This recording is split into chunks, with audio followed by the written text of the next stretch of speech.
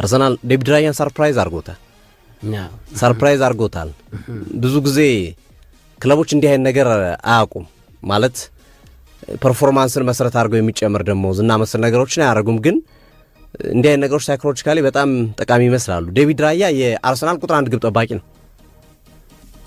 ሲመጣም የመጣበት ዋጋ በጣም ርካሽ ነው 28 ሚሊዮን ፓውንድ አካባቢ ነው ከ30 ሚሊዮን ፓውንድ በታች የተገኘ ግብ ጠባቂ ነው እና በዚህ ዋጋ የተገኘ ግብ ጠባቂ ደሞዙ 100,000 ፓውንድ ነው የነበረው በብሬንፎርድ